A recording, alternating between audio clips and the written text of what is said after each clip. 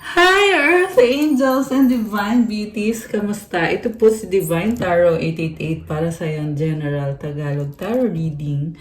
Love message para sa araw na to. Kamusta kayo guys? Comment present para alam kong nanonood kayo. So, may mga na-ready na akong cards dito. Diretso na tayo sa message. May gustong mag-sorry sa'yo. At hindi pa nakaka-move on itong person na to guys. Mahal ka pa rin niya. Kung nag-cheat siya sa'yo dati, ngayon nakikita ko kasi parang positive yung energy eh. Ibig sabihin, somehow nagkaroon na ng healing. Siguro matagal na din kayo hindi nag-usap, hindi nagkita nitong taong ito. Gusto niya ngayon iparamdam sa'yo na nagki-care siya sa'yo. And yung card na andito is apology. Never underestimate the power of a heartfelt apology. So, very heartfelt. Ibig sabihin galing sa puso talaga na gusto niyang mag-sorry sa'yo. Talagang nagsisisi siya sa mga nagawa niya para masaktan ka. And nakikita ko emotional siya. Okay, iniyakan niya to. So, nurture your relationships like blooming flowers, they'll flourish. Ngayon gusto niyang bumawi sa'yo. Gusto niyang alagaan ka.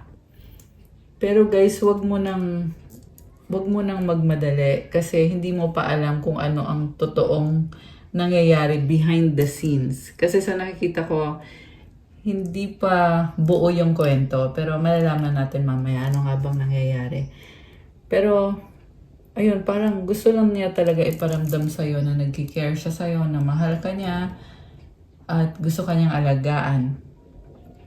Pwede din to na parang nagbo-bloom ka ngayon, kaya nakikita niya sa'yo kung anong blessing ang meron ka na sinayang niya. And then, butterfly, you will meet a new love interest at a party or a night out. Okay, so, meron bagong person din na na-attract sa'yo or mamimit mo siya at magkakaroon ng happiness, parang exciting kasi ang daming butterflies. It symbolizes fun, also transformation, na parang nagkakaroon ng romantic na connection sa inyo nitong bagong person na to. Okay, so tingnan natin yung ibang cards. We have proposal, an offer or proposal in the near future that comes as a surprise. Okay, merong proposal from the past person and from the present person. So, nasa sayo na yan kung i-entertain mo ba yung proposal na yan o hindi. Relax, find joy in the simple pleasures of just being together. So, siguro yung feeling mo ngayon, sobra kang relax or magaan lang yung pakiramdam mo. So, tingnan natin. Ano pa ba ang mga energies connected sa ating mga viewers at sa person na ito na gustong mag-sorry? Don't wait for me, please. Okay. Ano pa? It is all too much. Oh, okay. Parang nag-move on ka na eh. So, kaya don't wait for me. Kasi hindi mo na hinintay itong taong to. Kasi mukhang gusto niya hintayin mo siya. Pero ikaw, nag-move on ka. At wala na siyang babalikan ngayon. Okay, yan yung nakikita ko dito. So, now overwhelmed siya. It hurts so much. So, the reason kung bakit siya nasasaktan, kasi nga, nakukonsensya siya sa ginawa niya sa'yo. And hindi na niya pwedeng ibalik. Nangyari na kasi yung nangyari. Hindi niya pwedeng i-undo yung mga ginawa niya. Or hindi niya pwedeng i-cancel. Okay, I am blocked. Ngayon gusto niyang kumontak sa'yo, pero hindi ka niya makontak. So, nare-realize niya ngayon na totoo na talaga to, tapos ng lahat at talagang iniwan mo nga siya. Ibig sabihin dati, hindi niya nakitang iiwanan mo siya. Kasi akala niya, andyan ka lang palagi. So, ngayon na nawala na yung connection nyo at naka-block siya, doon niya nakikita na ang strong mo pala, kaya mo palang iwanan siya at kaya mo palang mag-move on. akala niya kasi dati para kang sunod-sunuran sa kanya, or akala niya kailangan mo siya kahit anong mangyari, kahit niloloko ka niya ng harap-harapan, or kahit halata naman na hindi ka niya minahal, hindi ka niya binigyan ng halaga, or pinahiya ka niya, kung ano man ang ginawa niya, akala niya okay lang sa'yo. Pero ngayon, nakikita niya na ay hindi na pala okay yon, kasi dumating na sa point na tinalikuran mo siya, binlock mo pa siya. It is dark without you. So, dito niya ngayon nakikita na it's empty pag wala ka. Talagang, ayan, feeling lost siya. Tingnan mo to. Why do I feel so lost? It hurts so much.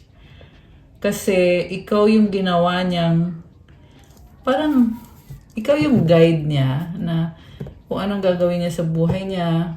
Ginawa ka niyang inspiration without really investing sa'yo. Ginamit lang niya yung energy mo sa buhay niya. Ginamit lang niya yung existence mo. Okay, I wish I could be a different person. Huli na ang lahat eh. Ngayon gusto niyang baguhin yung mga bagay-bagay. Why can't I tell you the truth? Okay. So, narealize niya ngayon na kailangan kanyang kausapin kasi iba yung effect sa kanya ng pagkawala mo. At para bumalik ka sa buhay niya, kailangan magkaroon ng pag-uusap. Pero pag mag-uusap daw kayo, hindi niya masabi sa'yo yung totoo. So, yun yung problema niya.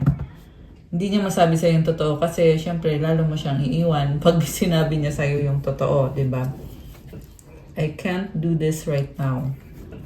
So, defensive yung nakikita ko sa person na to. Parang ina-acknowledge niya na siya nga yung mali, pero at the same time, hindi niya maharap.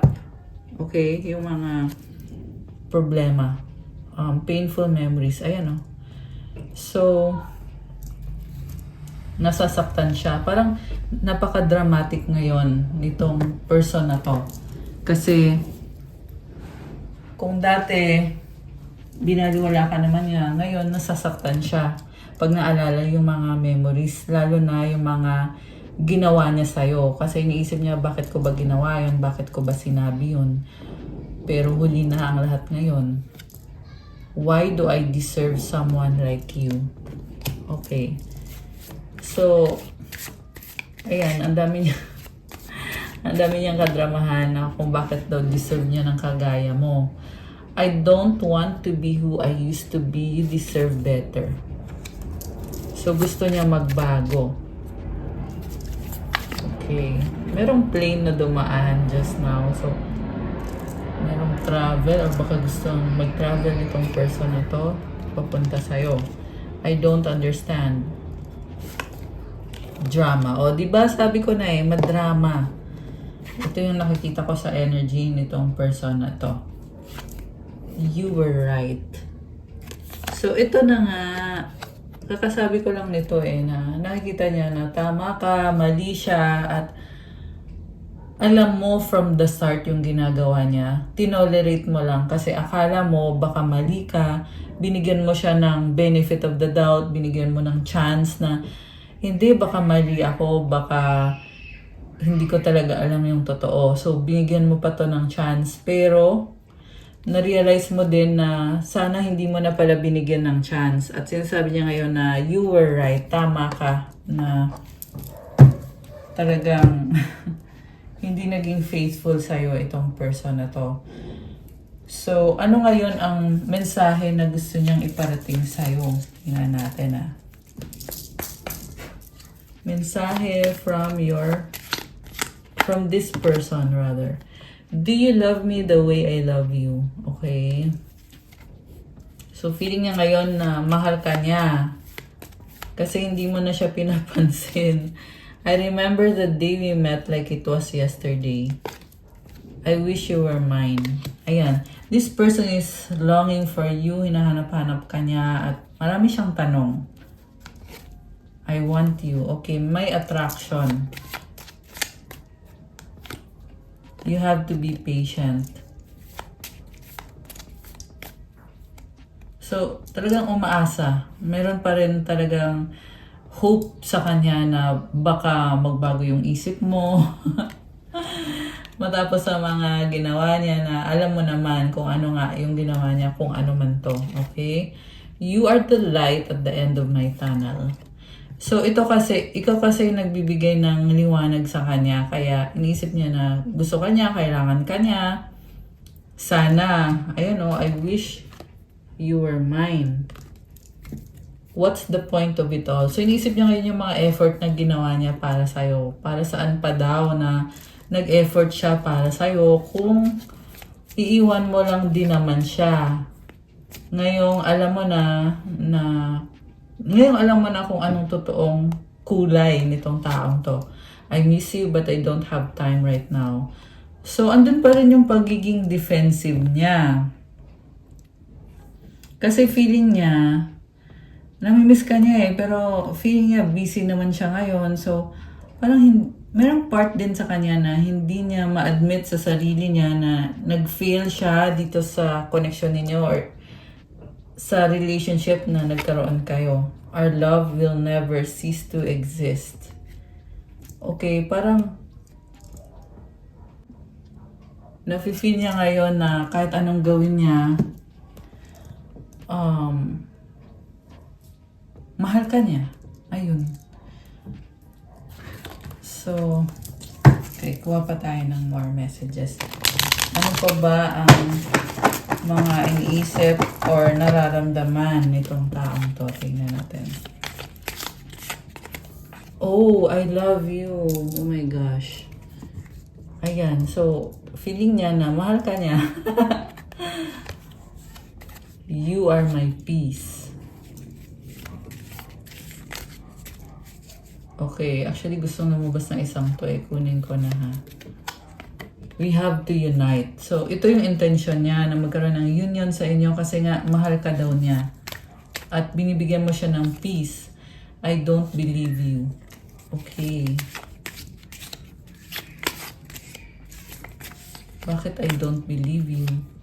Let's forget the past. Parang, ito yung person na in denial siya sa mga, kung ano man yung dahilan ng ending dito sa connection ninyo. Kaya sinasabing I don't believe you kasi gusto niya siya yung masusunod. Siya yung pakikinggan mo at paniniwalaan mo. I lied and regret it. Ayan, ito na nga. Sinungaling. Sinungaling at nagsisisi sa kasinungalingan na ginawa niya. I feel betrayed. So maybe ikaw yung nakaramdam nito na binetray ka nga niya. At the same time, nakikita ko din dito na feeling niya binetray mo siya kasi hindi niya akalain na tatalikuran mo siya. Honeymoon. Okay. Oh, okay. Mukhang yung iba sa inyo guys ay may bago na kayo at dun siya nasasaktan. Kasi feeling niya binetray mo siya nung ipinagpalit mo siya or nung nagkaroon ka ng bago or naka-move on ka. My pride or ego took control of me. So, ayun na nga. Dahil sa pride niya, kaya hindi nag-work out yung mga bagay-bagay at nakikita niya yan ngayon sa sarili niya na itong pride niya, yung dahilan kung bakit ka nawala sa buhay niya. Kasi, ramdam niya pa rin yung pagmamahal para sa'yo. Pero alam niya na mas pinahalagahan niya yung pride niya, yung ego niya, yung pagiging controlling niya. So, kaya nawala sa isip niya kung ano yung mga pangangailangan mo. Kaya din, nawala ka sa kanya sa huli. I long to be with you. Okay, again, there is longing and there is attraction. So, tingnan natin. Gusto kong tingnan from the tarot. Ano bang intention niya sa'yo? Pero alisin ko muna to, guys. Ayan!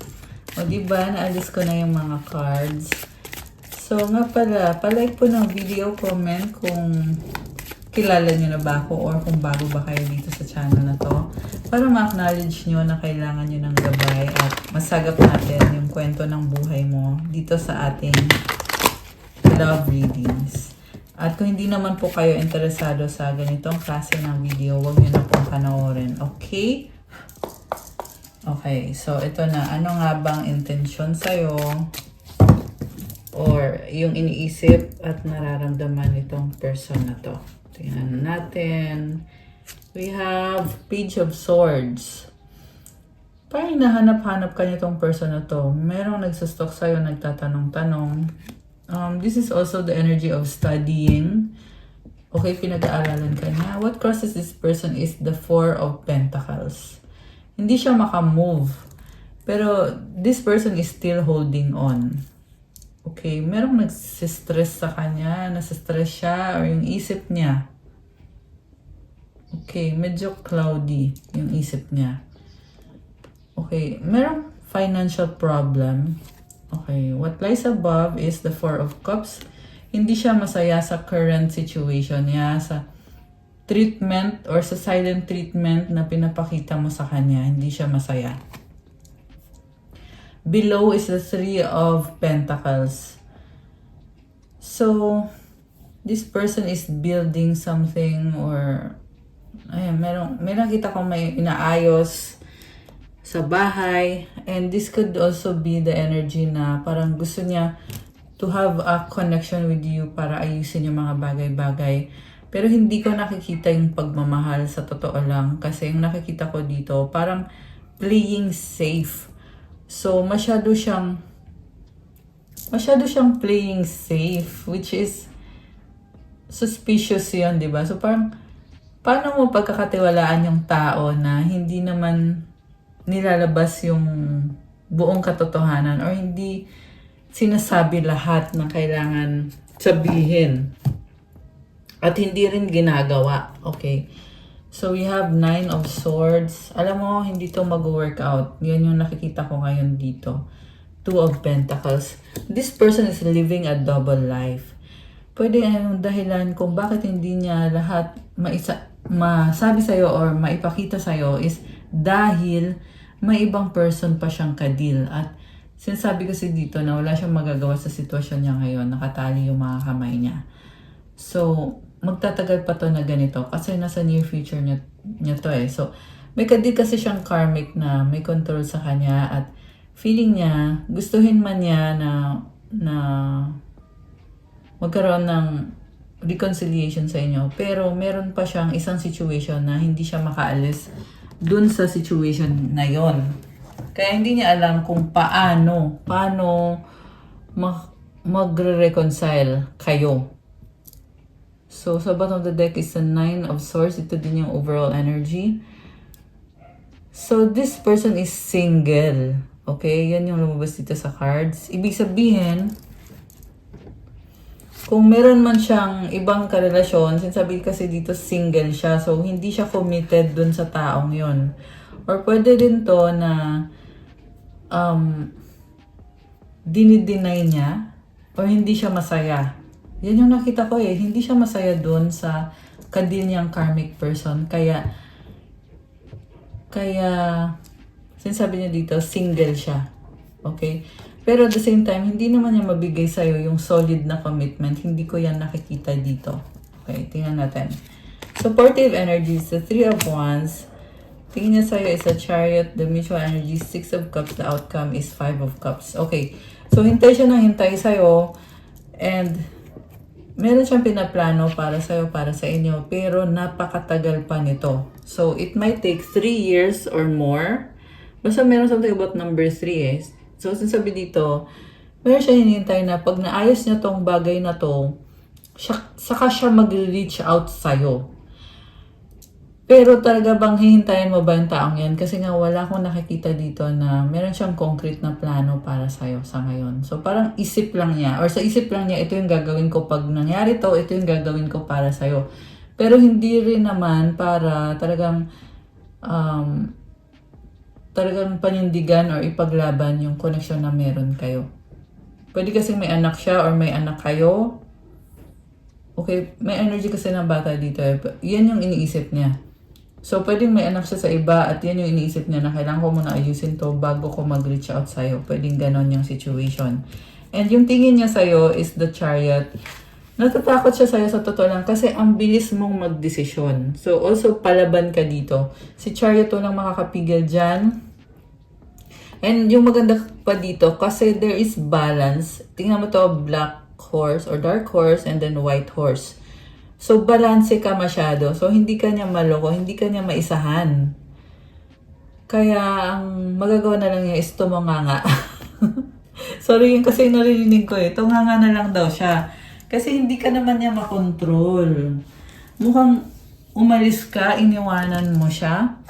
At dahil sa pangiiwan mo sa kanya, ito, nakatunganga siya. Okay? And, nakikita niya kasi sa'yo na talagang buo yung loob mo. Alam mo kung anong gusto mong mangyari sa buhay mo. Alam mo kung anong gusto mong gawin sa buhay mo. So, kung ganon, wala siyang control sa'yo. Hindi ka niya makontrol. At ang gusto niya nga mangyari is kontrolin ka niya para bumalik ka sa buhay niya. Pero, hindi naman mangyayari yon.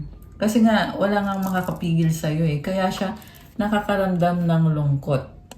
Okay?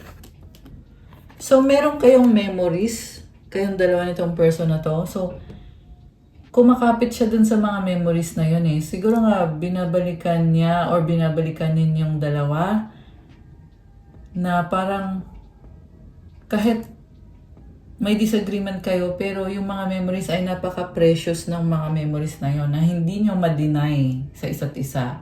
O hindi nyo ma-deny. So, kahit gusto niya magalit sa'yo, pero iniisip niya, may memories kasi kayo. Okay? O pwede din ikaw yung nakakaramdam nun na gusto mo magalit, pero may mga memories kayo nitong taong to. Okay, so merong luhaan, merong duguan din, I'm hearing. So wag naman sana, no, knock on wood. Pero malungkot siya kasi yung nararamdaman niya kasi dito, ang laki ng nasayang. Kung ano man yung ginawa niya, nasayang. Pero may chance pa sana eh, sabi dito, may chance pa, kaso lang, paano niya i-embrace yung chance na yon? Eh, nakafocus lang siya dito sa kung ano yung natapon. Or pwede ding ikaw yon. Pwedeng baliktad, pwedeng pareho kayo. Pero ito kasi yung outcome eh.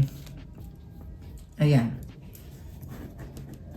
So, ano pa? Ano pa yung mga energies connected dito? We have 6 of Wands, the High Priestess, the Page of, the Knight of Swords. Victory and success. Parang merong surprise. Okay, merong paparating na blessing. King of Rods is here. The Lovers. Wow. Okay. Queen of Swords. Alam mo, nakikita ko dito, may iba pa siyang kadil. Okay. So, ayan o. King of Rods, the Lovers, Queen of Swords. At ito yung dahilan kung bakit may conflict sa inyo kasi okay, pwede may anak siya sa iba na sinusuportahan niya at karelasyon niya din to eh. Itong si Queen of Swords na to. Pero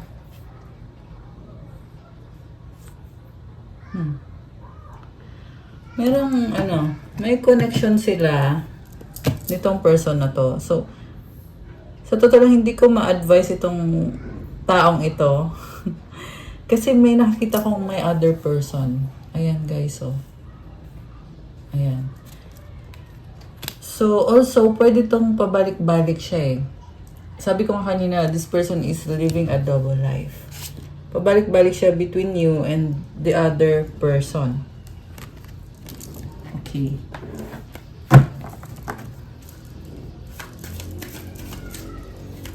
So, pinapakita lang sa'yo dito yung realidad. Remember, hindi po ito sa lahat magre-resonate. Okay? Pero yung kasi yung lumabas dito na merong other person nakadeal. Itong taong ito na nasagap natin.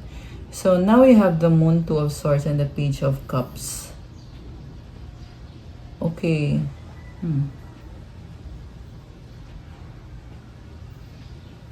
So, gusto niya mag-isa, hindi ka niya maalis sa isip niya at gusto niya ulit na magparamdam sa'yo, magkaroon ng pag-uusap, ng opportunity.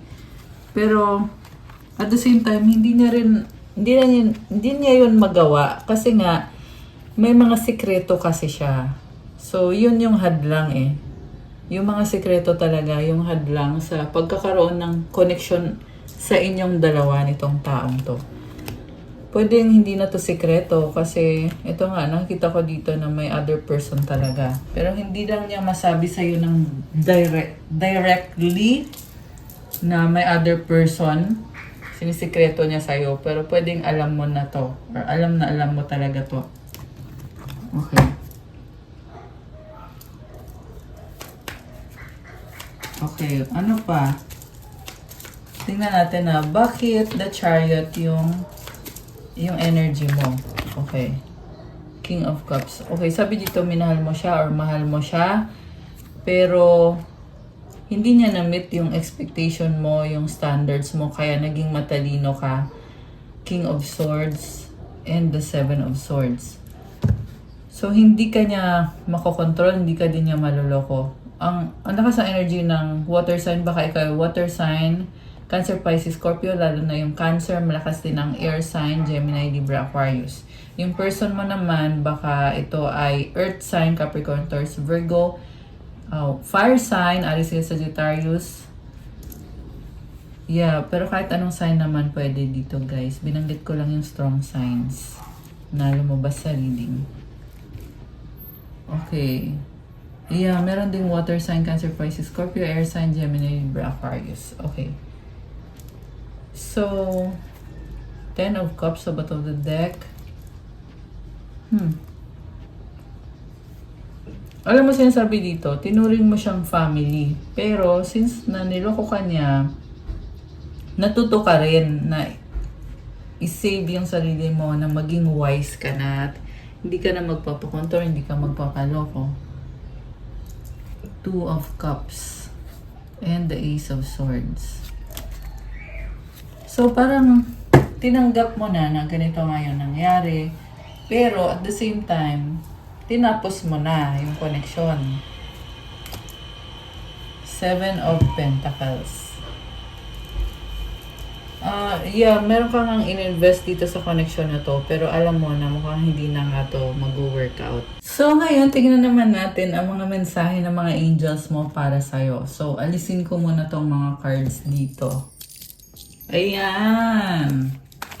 Okay, so mensahe galing sa mga angels mo or yung mga energies connected sa'yo ngayon. Blessings from heaven! Comment, claim blessings from heaven to claim this beautiful energy. Ano pa?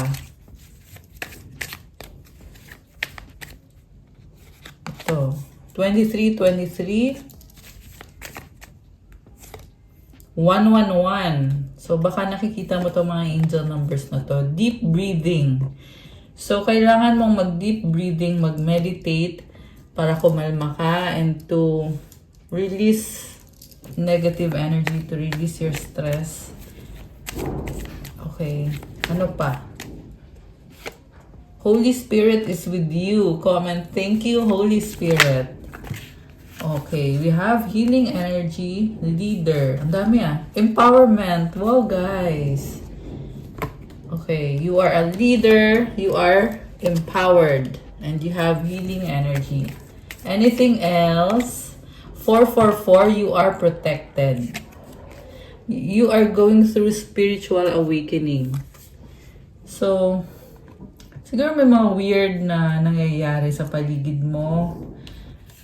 Pero, ito kasi you are going through spiritual awakening. Kasi, lumilevel up ka. 666. Okay. And we have 1111 sa bottom of the deck. So, you are aligned. Itong energy na to also symbolizes balance and stability. 55, ibig sabihin may pagbabagong paparating. Connected yan sa spiritual awakening mo. You are a star seed. So, meron kang mga tinutulungan, may purpose ka dito sa life mo, dito sa earth. Okay, meron pa ba? Ano pa ang mensahe para sa ating mga divine beauties at mga earth angels? Oh, sabi ko na may life purpose ka. Detox. Okay, kailangan mong mag-detox. Take action. Okay, may kailangan kang gawin kasi you are a leader and you are a star seed. Empowered ka. So, kailangan mong kumilos. Ayan, galaw-galaw. Charot. Galaw-galaw. Meditation. Kasi itong meditation, ini-improve kasi yung intuition mo, and it also allows you to welcome yung bagong simula para sa'yo kapag ikaw ay nagme-meditate. Intuition. Ayan, malakas ang intuition mo. Angels! Come and thank you, angels, for being with me. Okay, last one. Ano pa? Last one na lang. Obedience to God. So, you have to take action kasi nga may life purpose ka. You have to obey God. Gawin mo kung ano yung kailangan mong gawin. At ito, 44. Ayan. Again, you are protected. So, kuha tayo ng more messages for you. 1919 transformation. It is asked that you take notice that you hold within your hands the power to change your life. Within this realization, you will feel your sense of purpose and your connection to new beginnings. Ito na nga, meron talagang bagong simula para sa'yo ngayon. So, i-claim mo to. And to claim this beautiful energy, comment nyo yung affirmation. Comment, I release what I no longer need to carry and I open myself to the transformative energy of the divine. And it's also telling you na isurrender mo kay God lahat kasi si God ang bahala si God ang bahala sa'yo. Okay, isa pang message. Tapos kuha tayo ng sagot sa wish nyo. Okay, you have 1616 willpower. Things may feel out of sync and not within your control. The whisper of the divine is asking that you remember that you are being supported and that your will is your superpower. Determination is key right now.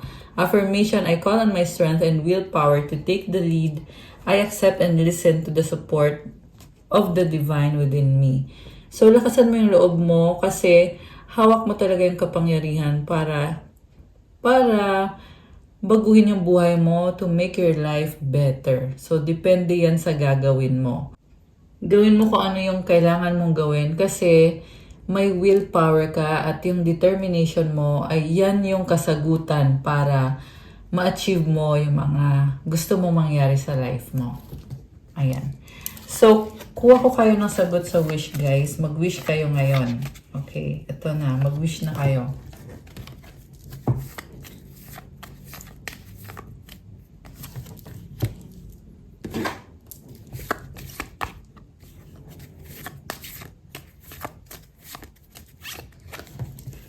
Tapos, kuha ko kayo ng isang advice card.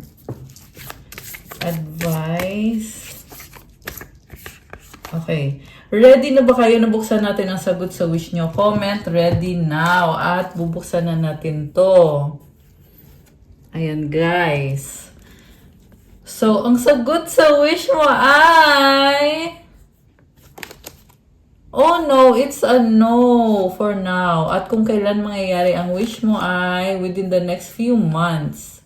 At ang advice sa'yo, improving health. Okay, kung ano man tong wish mo, nag-no siya sa ngayon, pero unti-unti mag-i-improve ang health mo.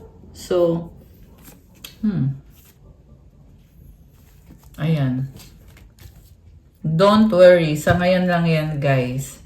So, maybe may kailangan ka munang gawin para makuha mo yung yes dito sa wish mo. At yung advice is change. Don't scare yourself with the next 40 steps. All you need is that one next action. You can say to love, just show me the first step and change me into one who can take it. So, Huwag ka daw matakot sa pagbabago. Simulan mo lang daw. Gawin mo daw yung unang step. Kasi magtutuloy-tuloy yan. At babaguhin ka at makakayanan mo. I love it. Tsaka mukhang exciting. Kasi may mga butterflies and flowers. Okay guys, that's all for our love message for today. Thank you for watching. Please like, comment, subscribe, hit the notification bell. Kung kailangan nyo ng gabay, kung kailangan nyo ng one-on-one reading, message nyo ako sa Viber or sa WhatsApp. Nasa description box po yung contact details. I-click nyo po dyan. And yeah, that's all. I love you guys. Happy New Year. Ayan, speaking of New Year, di ba? So, I hope na-enjoy nyo yung New Year nyo.